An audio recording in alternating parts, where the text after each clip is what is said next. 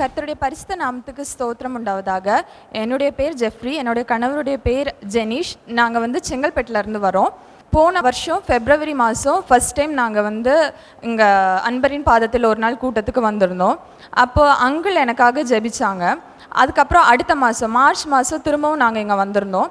வந்தப்போ ஆயில் வச்சு அங்கிள் எங்களுக்கு ஜெபிச்சு அன்னைக்கே எனக்கு குழந்தை உண்டாச்சு.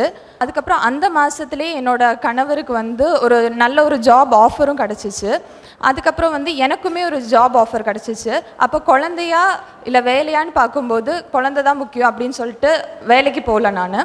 அதுக்கப்புறம் ஒரு 2 மாதம் நான் கூட்டத்துக்கே வரல.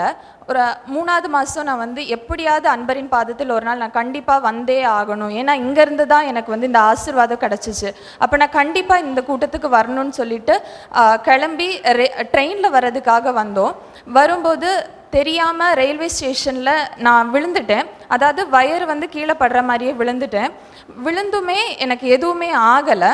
ஆனால் என் கூட இருந்தால் அப்பா அம்மா என் ஹஸ்பண்ட் எல்லாருமே ரொம்ப பயந்துட்டாங்க. ஆனால் எனக்கு மனசில் விசுவாசம் இருந்துச்சு, என்னை கண்டிப்பாக தேவன் இந்த அன்பரின் பாதத்தில் ஒரு நாள் கூட்டத்துக்கு கூட்டிகிட்டு வருவாருன்னு நம்பிக்கையோடு நான் வந்தேன். அதே மாதிரி எந்த ஒரு பிரச்சனையுமே இல்லாமல் தேவன் என்னை நடத்தினார். நவம்பர் மாதம் 17ஆம் தேதி எனக்கு டெலிவரி ஆச்சு. டெலிவரி ஆகிட்டு டாக்டர்ஸ் எல்லாருமே என் ஹஸ்பண்ட்ட என் பேரண்ட்ஸ்கிட்ட எல்லாருமே சொன்ன ஒரே விஷயம் என்னென்னா, இந்த பிள்ளைக்கு ஒரு கட்டி இருக்குது, வயிற்றில் ஓவரியில் ஒரு கட்டி இருக்குது. இதனால் இந்த பிள்ளை கண்டிப்பாக கன்சீவ் ஆகிறதுக்கு வாய்ப்பு இல்லை, ஆனால் எப்படி கன்சீவ் ஆனானே தெரியலை அப்படின்னு. அந்த இடத்துல என் ஹஸ்பண்ட் அந்த டாக்டர்கிட்ட சொன்னாங்க, இது எங்களால் எதுவுமே நடந்ததில்லை, தேவன் தான் எங்களுக்கு இந்த குழந்தைய தந்தார் அப்படின்னு சொன்னாங்க. Praise the Lord. எனக்கு 5 இயர்ஸாக குழந்தை இல்லை. அப்புறம் எங்கள் பாட்டி என்னை இங்கே கூப்பிட்டு வந்தாங்க. 2022 அக்டோபர் மாதம் நான் இங்கே வரப்போ டாக்டர் ஆப்ரேஷன் பண்ணி ஆகணும், எனக்கு கர்ப்பப்பையோட வாய் சுருங்கிடுச்சு அந்த டியூபு, அதனால நம்ம ஆப்ரேஷன் பண்ணி அதை எடுத்தால் தான் அடுத்தது பாப்பா நிற்கும்னு சொன்னாங்க. அதனால பாட்டி கூட நான் வந்தேன். இங்கே அங்கிள்கிட்ட ப்ரேயர் பண்ணிட்டு போனேன் நான். அங்கிள் உன் சந்நிதியை பெருக செய்வார்னு ஏசப்பா உனக்கு சொல்லியிருக்காருமா சொன்னார். அடுத்த மாதமே நவம்பர் மாதம் நான் கன்சீவ் ஆனேன். அதுக்கான பலன் ஏசப்பா இங்கே கொடுத்துருக்காரு. என் பையனோடு நான் வந்திருக்கேன். ஏசப்பாவுக்கு ரொம்ப தேங்க்ஸ்.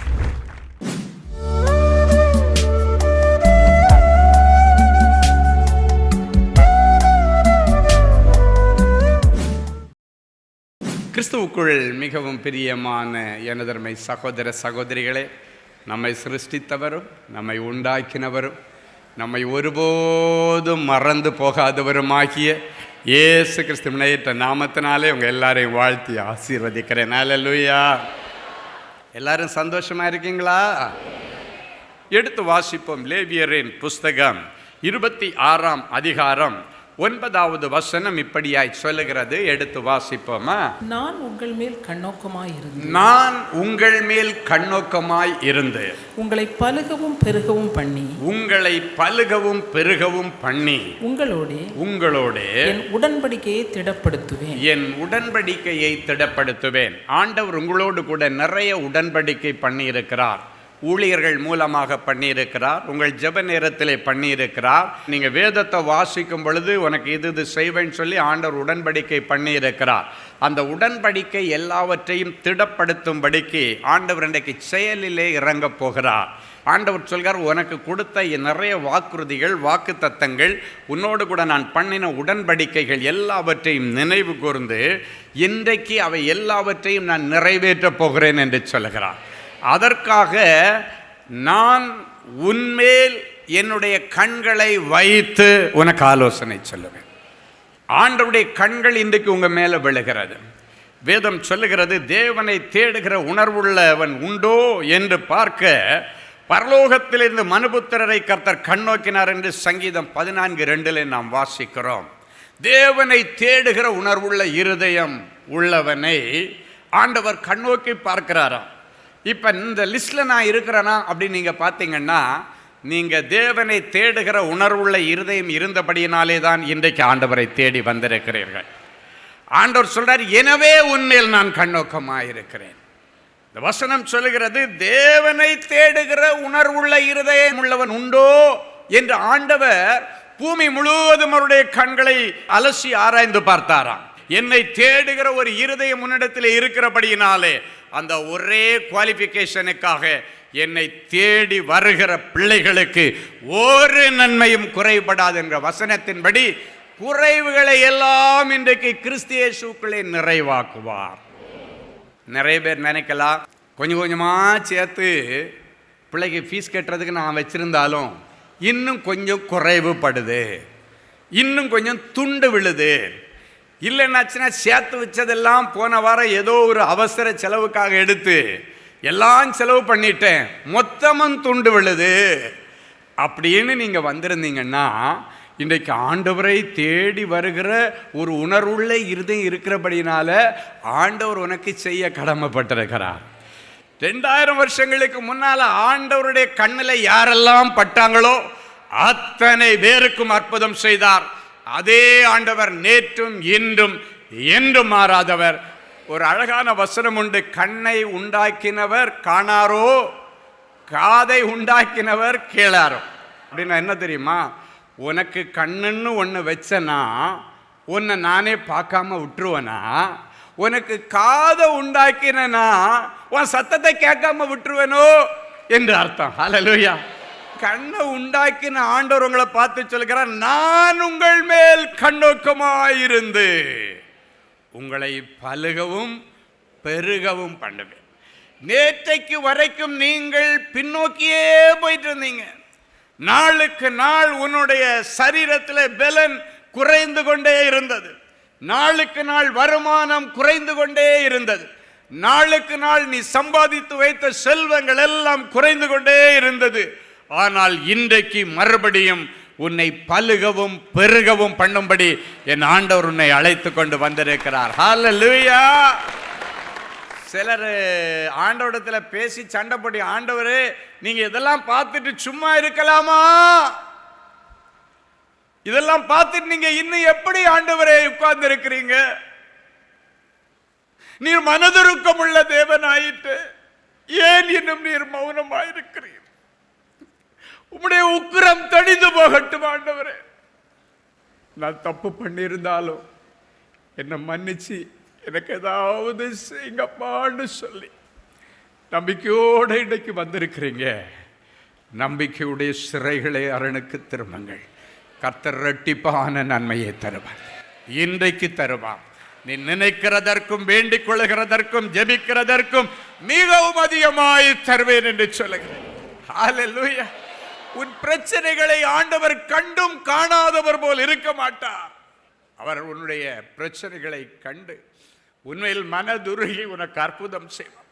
அப்ப யாங்கள் இன்னும் எனக்கு என்ன விடுதலை கிடைக்கல, யாம் பிரதர் எனக்கு நல்லது நடக்கல அப்படின்னு நீங்க நினைச்சா ஏற்ற காலத்திற்காக காத்திருக்கிறேன். ஏற்ற காலத்திலே நான் உன்னை உயர்த்தும்படி என் பலத்தை கைக்குள்ள கொஞ்சம் அடங்கிற மகரேன்னு உன்னை தட்டி தட்டி தட்டி உன்னை உருவாக்கிட்டு இருக்கிறாரு. இன்னைக்கு ஆண்டவர் சொல்றாரு, உன்னை உருவாக்கிட்டேன், இனி உயர்த்த போகிறேன். ஹல்லேலூயா. அந்த நாள் வந்திருக்கிறது. ஆண்டவருடைய பலத்த கையில கடந்த காலங்களிலே நீ பொறுமையாய் காத்திருந்தபடியினாலே கர்த்தர் தீவிரமாய் இறங்கி உனக்காக தீவிரித்து செயல்படுகிற நேரம் வந்திருக்கிறது. அவர் சொல்லியும் செய்யாதிருப்பாரோ? சொன்னதை சொன்னபடி செய்கிற தேவன். அன்றைக்கு சாராளும் ஆபிரகாமும் ஆகார சக்கையா புளிஞ்சு வேலை வாங்கினாங்க. ஜூஸை புளிஞ்சு எடுக்கிறது மாதிரி புளிஞ்சி வேலை வாங்கிட்டாங்க. இப்போ இவங்க காரியம் எல்லாம் நிறைவேறிடுச்சு. அன்னைக்கு அவங்களுக்கு குழந்தை இல்லை, குழந்தைய பெற்று கொடுத்தாங்க. இப்போ இவங்களுக்குன்னு ஒரு குழந்தை கிடைச்சிருச்சு. இதுக்கு மேலே நீ எதுக்கு? இவங்களை மீறி அவளால் ஒன்றும் பண்ண முடியாது. எங்க போனாலும் இவளை பிடிச்சு கொண்டு மறுபடியும் இங்கே தான் விடணும். வாழ்க்கையில் நொந்து போன நிலைமை, என்ன செய்கிறதுன்னு தெரியவில்லை. தன்னுடைய பிள்ளையை தூக்கி கொண்டு வனாந்தரத்தை நோக்கி போனாள். எங்க போவேன்னு தெரியாது. ஒரு முறை வனாந்தரத்துக்கு வரும்போது ஆண்டவர் கன்வின்ஸ் பண்ணி, நீ கர்ப்பிணியா இருக்கிறமா, கொஞ்ச நாள் போய் அமைதியா உட்காருன்னு சொல்லி ஆண்டவர் அவளை கொஞ்சம் சமாதானப்படுத்தி அனுப்பினார். இப்போ குழந்தையும் பிறந்து 15 வருஷம் ஆயிடுச்சு. பிள்ளைக்கு 15 வயசு. வாலிப பிள்ளை, வாலிப வயதில் எட்டிட்டான். அந்த பிள்ளையை கூப்பிட்டுட்டு எங்கே போகிறேன்னே தெரியாமல் வீட்டை விட்டு வெளியேறினார். யாருமே அவளை பின்தொடர்ந்து போகலை. இந்த வசனம் சொல்லுகிறதல்லவா, நான் உங்கள் மேல் கண்ணோக்கமாக இருந்தேன். பூமி முழுவதும் ஆண்டவருடைய கண்கள் உலாவிக் கொண்டிருக்கிறது. அவங்க நல்லவங்களாக இருந்தாலும் சரி, கெட்டவங்களாக இருந்தாலும் சரி, பரலோகத்திலிருந்து ஆண்டவருடைய கண்கள் பார்க்கும் பொழுது ஒரு தாயும் ஒரு பிள்ளையும் அனாதையாய் வனாந்தரத்திலே அலைகிறதை பார்த்தார். சட்டென்று இறங்கி வந்தார். ஆகாரே, உனக்கு என்ன ஆயிற்று? ஆண்டவருடைய மனதுருக்கத்தின் சத்தத்தை அவள் கேட்டாள். அவளுக்கு கொஞ்சம் நிம்மதி பெருமூச்சுட்டாள். யாருமே என்னை கூப்பிடுறதில்லை, என் ஆண்டவர் என்னை கண்டிருக்கிறாரு, என் ஆண்டவர் என்னை கூப்பிடுகிறாரு. அவளுக்கு பதில் சொல்ல வார்த்தைகள் இல்லை. பதில் கண்ணீராய் வெளியே வந்தது. அந்த இடத்துல வாசிச்சு பார்த்தா, ஆகாரே, உனக்கு என்ன சம்பவிச்சிருன்னு கேட்கும் பொழுது அவள் பதில் சொல்லவில்லை. பதில் அவளிடத்தில் இல்லை. அவளால் பதில் சொல்ல முடியல. ஆனால் அவளுடைய கண்களில் இருந்து வந்த கண்ணீர் ஆண்டவருக்கு பதில் சொல்லிருச்சு. அந்த கண்ணீருக்குள்ள புதைந்து கிடந்த ஏக்கம், என்ன சக்கையா புழிஞ்சி வேலை வாங்கிட்டு அவங்க காரியம்லாம் ஆன உடனே என்ன ஒரு பேப்பரை கசைக்கு போடுற மாதிரி தூக்கி போட்டாங்களே, வேதனை. இனி அவங்களுக்கு நான் தேவையில்லைன்னு நினைச்சிட்டாங்களே, ஒரு வேதனை. ஆண்டவர் பார்த்தார், அவருடைய பிரச்சனையை பார்க்கிறார். ஒரு பக்கத்தில் அந்த வாலிப பிள்ளை உட்கார்ந்து அழுறான். அம்பைகிற தூரத்தில் இன்னொரு பக்கத்தில் அந்த தாய் உட்கார்ந்து அழுறா. அந்த அழுகை என்ன தெரியுமா? ஆண்டவரே, என் பிள்ளைக்கு சோறு தண்ணி கூட இல்லாம பட்டினியில என் பிள்ளை சாவுது. என் கண்ணு முன்னால என் பிள்ளை கொஞ்சம் கொஞ்சமா செத்துட்டு இருக்கிறானே, இந்த கொடுமையை நான் எப்படி காண்பேன்? எப்படி இந்த கொடுமையை நான் தாங்க முடியும் என்று அம்பைகிற தூரத்தில் அந்த பிள்ளையை உட்கார வச்சுட்டு பக்கத்தில் உட்கார்ந்து அந்த பிள்ளை பசியில துடிச்சு சாவுறதை பார்க்க முடியாதுன்னு சொல்லி தூரத்தில் போய் உட்கார்ந்தார். ஆண்டவருடைய கண்கள் அந்த தாயையும் பார்க்கிறது, பட்டினியில் சாவ கிடக்கிற பிள்ளையும் பார்க்கிறது. ஆண்டவர் அந்த ஆகார் மேல மனதுருகினார். ஆண்டவர் சொன்னார், பிள்ளை இருக்கிற இடத்திலே பிள்ளைக்காக நான் ஒரு நீரூற்றை ஏற்படுத்துகிறேன் என்று சொல்லி அவருடைய கண்களை திறந்தார். கண்களை உண்டாக்கினவர் அவருடைய கண்களை திறந்தார். அவள் கண் திறந்து பார்க்கும் பொழுது அந்த பிள்ளை இருக்கிற இடத்துல ஒரு புதிய நீரூற்று வந்தது. ஆண்டவர் சொன்னாரே, அது உன் பிள்ளைக்காகவே நான் ஸ்பெஷலாக உருவாக்கின நீரூற்று. அதிலேருந்து உன் பிள்ளைக்கு தண்ணியை பிடிச்சி குடிக்க கொடுத்துட்டு அவனை கையில் பிடிச்சிட்டு போ, அவனை பெரிய ஜாதியாக்குவேன். ஹல்லேலூயா. என் பிள்ளை பக்தியில் சாவு கிடக்கிறான், என் பிள்ளை வேலை இல்லாமல் கஷ்டப்படுறான், கடனில் கொஞ்சம் கொஞ்சமாக செத்துட்டு இருக்கிறான், என் பிள்ளை வியாதியில் செத்துட்டு இருக்கிறான். ஆண்டவரே, என் பிள்ளை சாகிறதுக்குள்ள நீ வர வேண்டும் என்று ஒரு தகப்பன் ஆண்டவரிடத்திலே வந்தான். என் பிள்ளை சாவு கிடக்கிறான், சாகிறதுக்குள்ளால வரணும். அந்த தகப்பனுடைய கண்ணீரை கண்டவன், ஆகாருடைய பிள்ளை சாகிற நிலைமையில் அவருடைய கண்ணீரை கண்டவன். இன்றைக்கு உன் கண்ணீரை கண்டேன். ஆகாருடைய பிள்ளைக்காக நீரூற்றை ஏற்படுத்தின ஆண்டவர் உன் பிள்ளைக்காக ஒரு வாழ்வின் நீரூற்றை திறக்கிறார். உன் பிள்ளைக்காக ஒரு நல்ல வருமான நீரூற்றை திறக்கிறார். உன் பிள்ளைக்காக ஒரு அபிஷேக நீரூற்றை திறக்கிறார். உன் பிள்ளைக்காக ஒரு நல்ல அயல் நாட்டு வேலைக்கான வழியை ஆண்டவர் இன்றைக்கு திறந்து விடுகிறார். அந்நிய கண்கள் அல்ல, உன்னுடைய சொந்த கண்கள் காணும். அவள் சொல்லுகிறார், என்னை காண்பவரை நானும் இவ்விடத்தில் கண்டேன் என்று சொல்லி எல்ரோயி என்று பெயரிட்டார். ஹல்லேலூயா. நீர் என்னை காண்கிற தேவன். ஹல்லேலூயா. என் அன்பு தேவனுடைய பிள்ளை, அவர் நம்மை காண்கிற தேவன். இந்த வார்த்தையை நீ பார்க்கும் பொழுது உன்னுடைய கண்களில் இருக்கிற எல்லா வியாதிகளை ஆண்டவர் மாற்றி போட்டார். உன்னுடைய கண்களில் இருக்கிற உறுத்தல்களை ஆண்டவர் எடுத்து போட்டார்.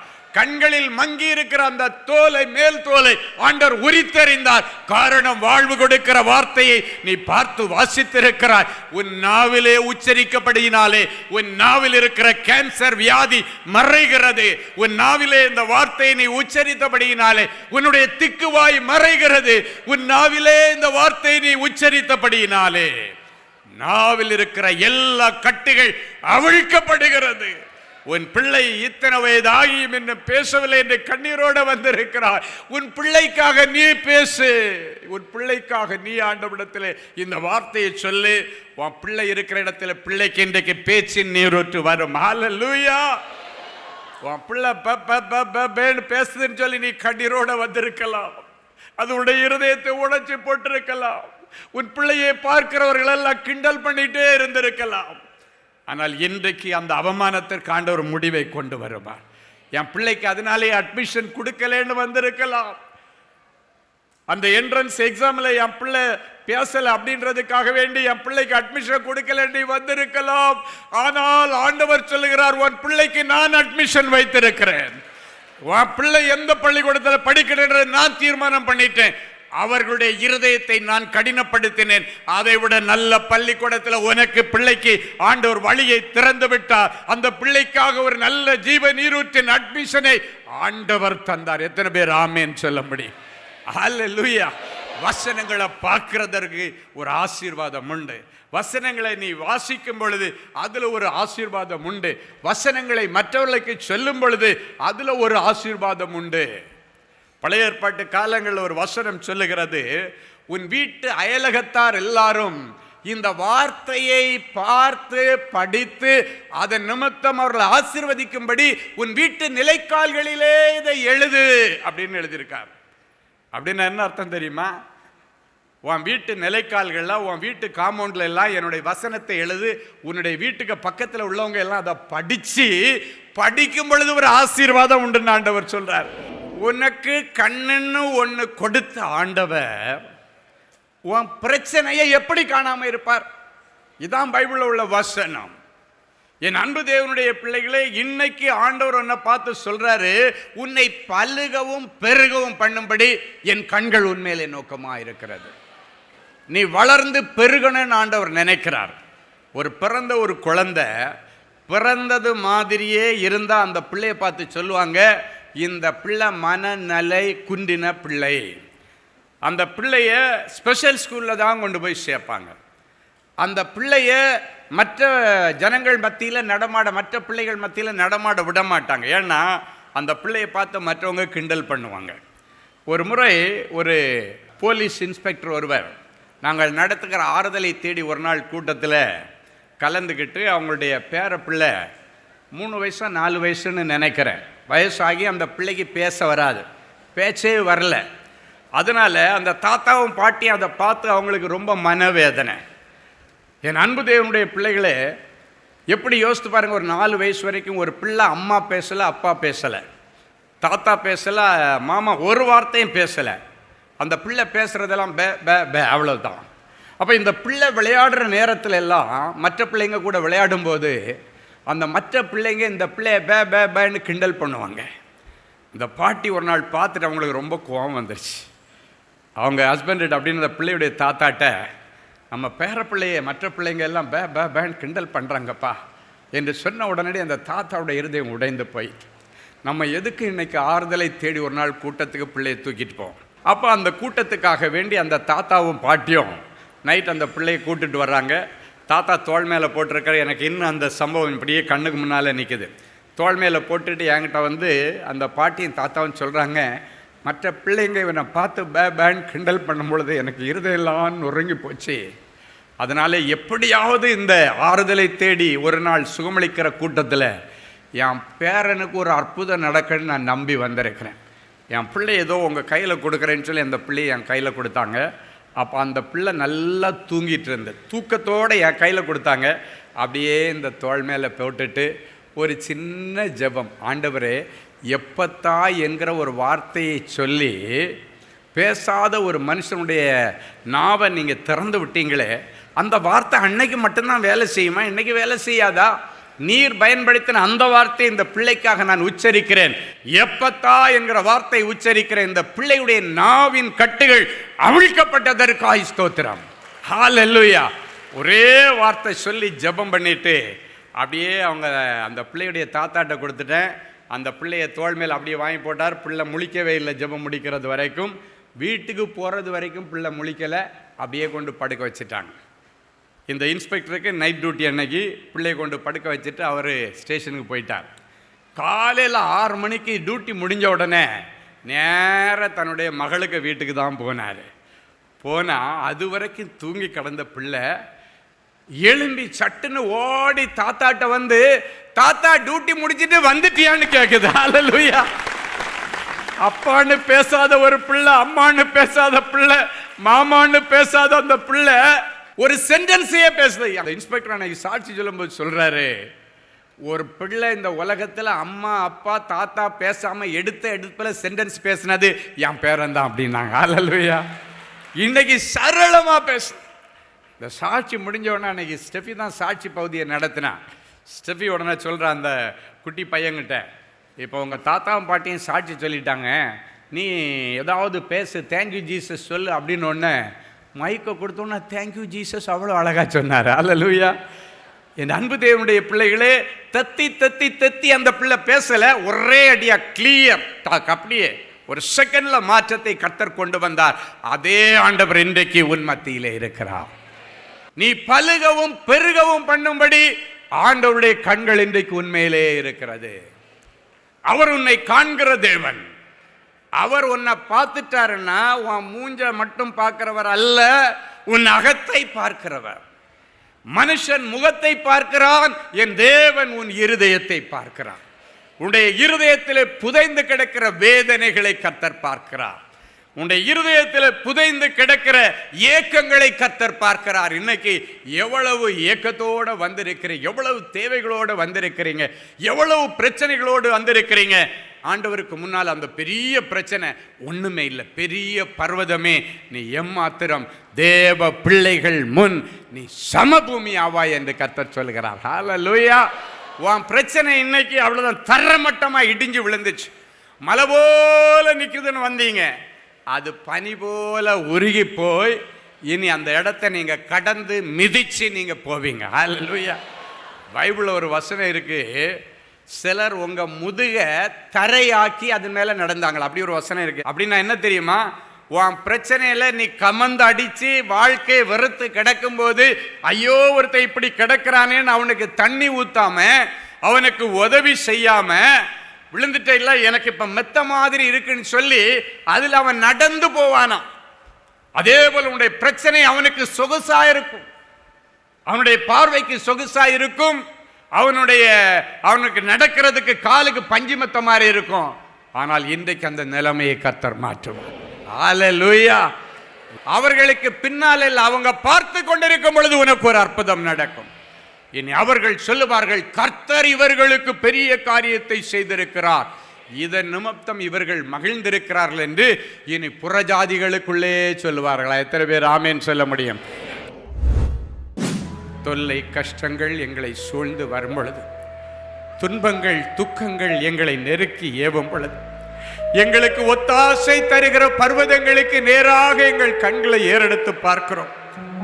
வானத்தையும் பூமியையும் உண்டாக்கின ஆண்டவரிடத்திலிருந்து ஒத்தாசை வரும் என்று சொன்னீரே.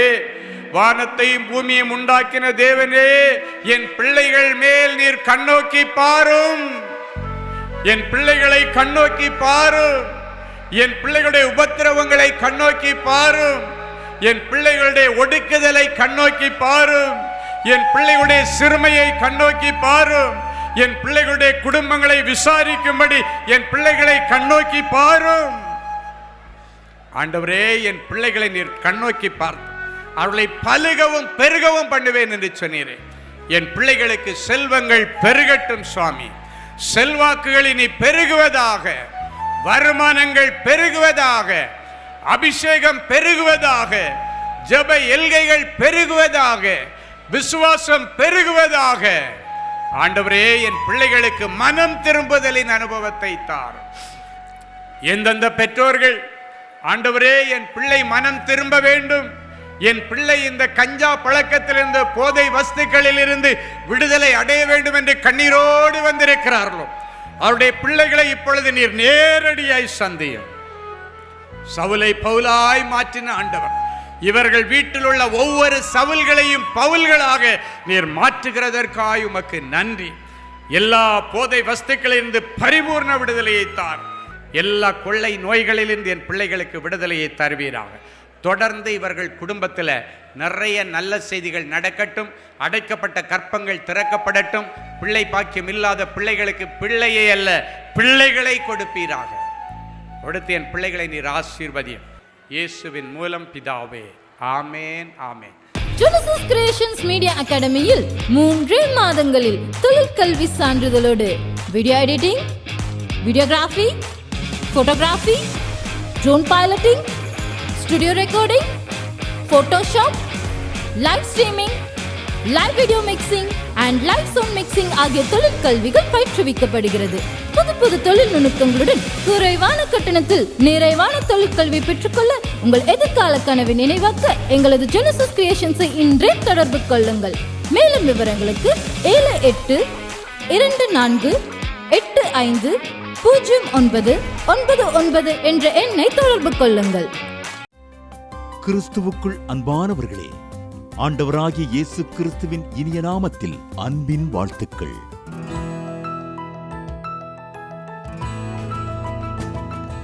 எங்களுடைய மார்வெல் திருமண தகவல் மையத்தை ஆன்லைன் சேவை மூலம் உங்களுக்கு அறிமுகப்படுத்துவதில் நாங்கள் மிகுந்த மகிழ்ச்சி அடைகிறோம். எங்களது மார்வெல் திருமண மையம் கிறிஸ்தவ குடும்பத்தில் திருமணத்திற்கு ஆயத்தமாயிருப்பவர்கள் தங்களுக்கு ஏற்ற வாழ்க்கை துணையை தேர்ந்தெடுக்க சிறந்த திருமண சேவை மையமாக இருக்கிறது. மேலும் மார்வெல் திருமண தகவல் மையத்தில் நீங்கள் பதிவு செய்வதற்கு எங்களது இணையதள முகவரி www.marvelmatrimony.com மற்றும் அலைபேசி எண் 7824855999 என்ற எண்ணிற்கு தொடர்பு கொள்ளலாம். சென்னை, நாகர்கோவில் மற்றும் மும்பை நகரில் உள்ளவர்கள் பதிவு செய்ய விரும்பினால் கீழ்கண்ட விலாசங்களில் உள்ள எங்களது அலுவலகங்களோடு தொடர்பு கொள்ளலாம். Email info@marvelmatrimony.com.